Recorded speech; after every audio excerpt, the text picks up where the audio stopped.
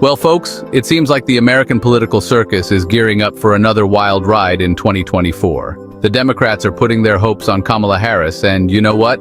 Europe is kind of excited about it. They're looking at Harris like that one friend who always brings the good snacks to the party, a welcome change of pace. Let's be real. After the Trump years, Europe was ready for a break from the drama. They were tired of being on the receiving end of those angry tweets. Biden came in. Things calmed down a bit, but now there's this possibility of Trump coming back. It's like that feeling when you think you've finally gotten rid of a bad cold, but then it comes back even worse. But with Harris, there's this sense of optimism, a feeling that she could be the leader who finally understands that America needs the world, and the world needs America. Europe is hoping for a return to normalcy, to a time when they could rely on the US to be a stable and predictable partner. They're looking at Harris and seeing someone who could be a strong leader on the world stage, someone who can work with allies to tackle the big issues like climate change and global security. It's early days, but for now, Europe is cautiously optimistic about a potential Harris presidency. Let's face it, Europe was pretty happy to see the back of Donald Trump. It was like that moment when you finally graduate high school and you never have to see your least favorite teacher again. Biden was a welcome change, experienced, predictable, someone you could have a normal conversation with. But Biden's getting up there in years, and Europe knows it. They respect the guy, but they're also realistic. They're wondering who's next. And the thought of Trump coming back? Well, it's giving them heartburn. It's not just about the tweets, although those were pretty rough.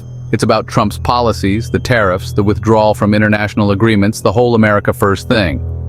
Europe felt like Trump was constantly trying to pick a fight, and they were tired of it. They're looking at the possibility of a Trump comeback and thinking, here we go again. They're worried about another 4 years of chaos and unpredictability.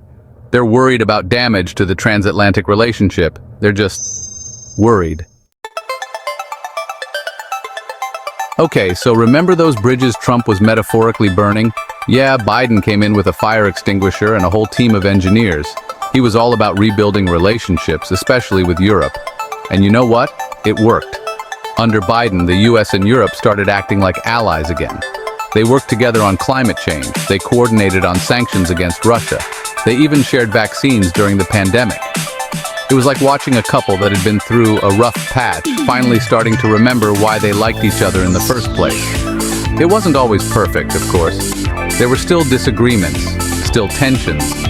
But there was a sense of mutual respect and a willingness to work together that had been missing for a while.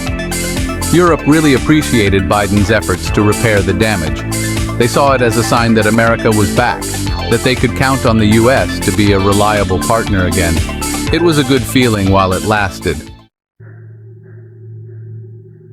Section 4, Trump 2.0, Europe braces for a potential transatlantic earthquake. But now there's this little thing called the 2024 election. And guess who might be on the ballot? Yep, you guessed it, Donald Trump. It's like that sequel to a horror movie you really didn't want to see, but now you kind of have to because everyone's talking about it. Europe is watching this whole thing unfold with a mix of disbelief and dread. They're like, wait, didn't we already go through this? Didn't we learn our lesson? The thought of a Trump comeback has sent shockwaves through European capitals. They're dusting off their old crisis plans, trying to figure out how to deal with a potential President Trump 2.0. They're worried about trade wars, about NATO, about the future of the Paris Agreement. Basically, they're worried about everything. Section 5, From Paris to Berlin. European leaders weigh in on the American spectacle. So what are Europe's bigwigs saying about all this? Well, it depends on who you ask. Some, like France's Macron, are trying to stay neutral. They're like that friend who refuses to pick sides in a fight, even though you know they secretly have a favorite. Others, like Germany's Scholz, are a bit more cautious.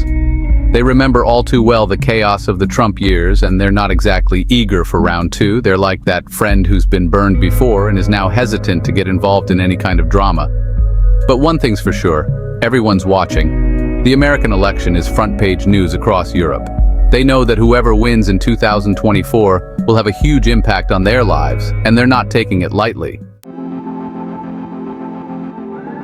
Section 6, a balancing act, Europe's pragmatic approach to the 2024 election. So what's Europe's game plan? Well, they're realists. They know they can't control the outcome of the American election as much as they might like to. So they're doing what they do best, playing the long game.